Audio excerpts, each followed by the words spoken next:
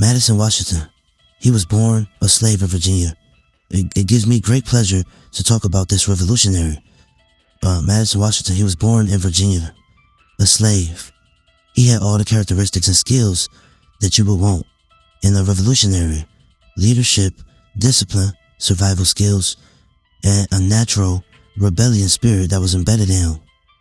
From a young boy, even as a young boy, he challenged his overseer and slave master. Madison Washington lived on the Whitney plantation in Virginia. One day, he grew up and met his love of his life, his soul Susan, at the age of 20. They eventually got married.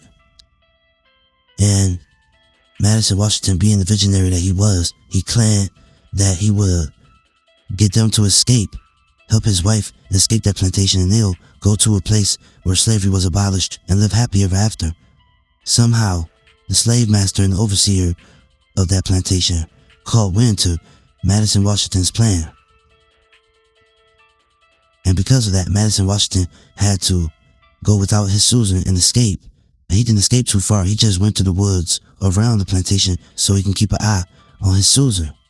Then plan B hit. I guess he figured at that point he would just figure out a way to get his wife to escape the plantation, and then they go live happy ever after. I guess you can only imagine at that point, living in the woods around the plantation, he had to deal with the patrollers and the slave catchers outside the plantation, and the slave catchers and the overseers on the plantation that probably wanted him to get back to that plantation, because slaves have value, and when the slave ran away, they did exhausted a lot of resources to get that slave back to the owner, right? I've read a lot of slave narratives where a lot of the slaves, if they couldn't escape and get far away from the plantation, a lot of them hid in the woods, found places that they can hide in and for shelter, like caves and holes in the ground. This was a normal thing for slaves. Well, that plan for Madison to help his wife escape, that didn't go so well. I guess you could say the block was hot. So he aborted that plan B and eventually just went to Canada and escaped. In Canada is where he met Mr. Dickinson.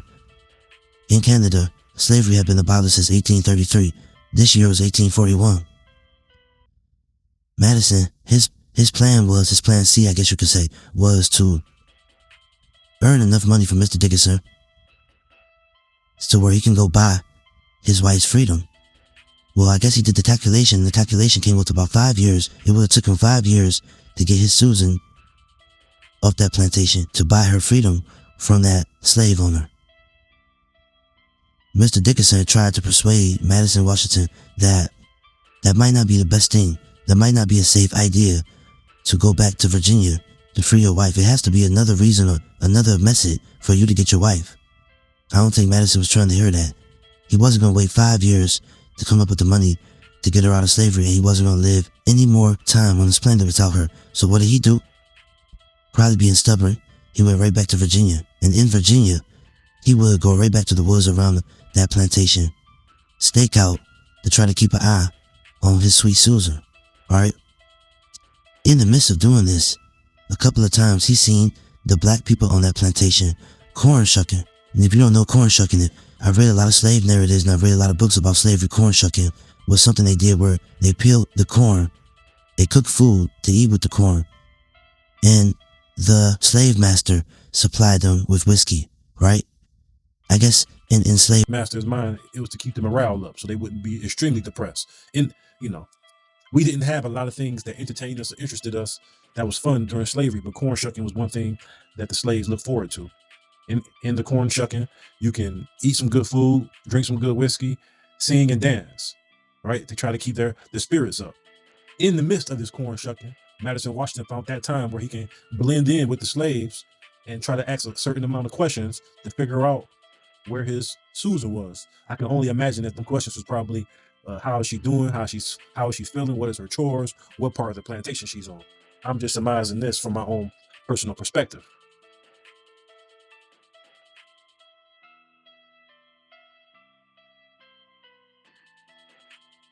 Madison Washington, I guess you could say his luck ran out because he eventually got caught, captured again, and put right back into slavery. Nah, I will always go back to how smart and brilliant Madison Washington was, because Madison Washington had a jacket that had certain nails, files, and saws embedded or ingrained, sewn in, whatever you want to call it, into the jacket. We know this because of Frederick Douglass's The Heroic Slave reference and account of this jacket that Madison Washington had. So Madison Washington, he wasn't like most slaves getting back into slavery. You would think that he would have been sad and depressed, but my personal perspective is he was happy. It caught maybe a little bit because he knew that he was smart enough to escape, and he knew that he wasn't leaving and he wasn't going back to Canada or leaving Virginia without his sweet Susan. Eventually, after Madison's capture, he was thrown onto the ship with 144 other slaves. The ship was called the Creole. The captain of the ship was Robert Ensor. The first mate of the ship was Zephaniah Gifford. The second mate was Lucius Stevens, along with slave traders like John R. Huell and William Merritt. Now, just like most ships, the man was in one part of the ship and the woman was in the other part of the ship. Now, Madison, he was at the very bottom of the ship. Maybe he was a high priority, right? But you would think that Madison, his spirit would have been down, him being back in slavery, him being back under the control of the white slave master. But no, Madison had a certain type of energy and spirit, in a certain type of mood where he was very optimistic. I would say he was happy, right? Me, from my perspective, I believe that he felt like this was the best chance he had to get Susan out of slavery, because that's what he came for. He wasn't leaving Virginia without his wife, right? He was gonna die trying to get her out of slavery. So Madison convinced some of the other slaves that they should revolt.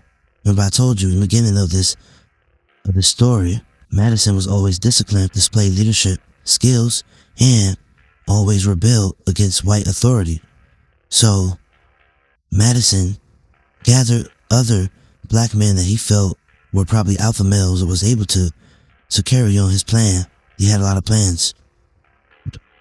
Washington on the ship was displaying a very docile, meek and weak behavior, probably saying, "Yes, master, oh, how's wrecking?" Thinking in his head, though, "Yeah, I'm gonna knock you over the head, and freedom will be here soon for me." That's a very brash and cunning brother right there, Madison Washington. Now, on the ninth day of the voyage, Washington felt like this might have been the best time to do what he was going to do, and that started a revolt, because a lot of the slaves were sick on the voyage. Because a lot of the slaves were sick on this voyage, a lot of the overseers wasn't watching the slaves as much as they should, which gave Madison enough of a mind to say, you know what, this will be a perfect time to start the revolt. Now, after Madison Washington used the saws, nails, and files to get himself free and 18 others free, they eventually snuck up to the deck. They caught the white overseers. They caught them off guard. It was heroic. It was iconic, and it was swift the way they came and snuck up behind them. Huell and many of the other white overseers were shooting at the slaves. This revolt did not happen without any bloodshed. A lot of slaves got shot. A good number of slaves got shot. One, if I'm not mistaken, one died, which is not that bad. But Madison Washington snuck up behind John R. Huell when he was shooting at the slaves and injured him severely on the head. Right? Washington's men wanted to kill the remaining crew members that was alive, but Madison Washington did not allow them to be killed. So at this point, the slaves were in control of the ship, and they ordered that the driver take them to Liberia. But William Merritt told them that that voyage was impossible because of the shortage of food and water. So another rebel being blacksmith said, hey, let's go to British, the West Indies, Bahamas, to the Bahamas basically. Because slavery was abolished at that point, and under certain law, they will be free men if they go there. The next day, Madison Washington was called the captain of the ship, Captain Washington of the ship. That gives me certain admiration and peace knowing that he did that. And was called the captain after that of the ship. And eventually, the men and the women met up with each other because they was in different parts of the ship. And Captain Washington ordered for them to cook a meal in celebration. Now, at the celebration of food and in a very triumph spirit going on, the men and women seen each other and they're able to walk around and be social with each other. Guess who Madison Washington see? Yes, he saw his beautiful wife Susan, right?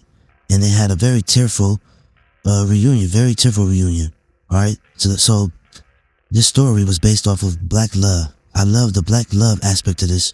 And if you don't know, the movie was Django. The movie Django took certain tenets and certain perspectives from this story and turned it into the Django story. Yes, the story Django was fictional. It was a fantasy, right? It was a fantasy, pseudo fairy tale, slave fairy tale.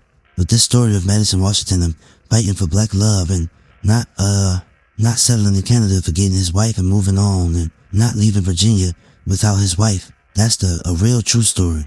So shout out to everybody who listened to this story. This your boy Fairies, aka POW, Prisoner of War, and we out here. A warrior.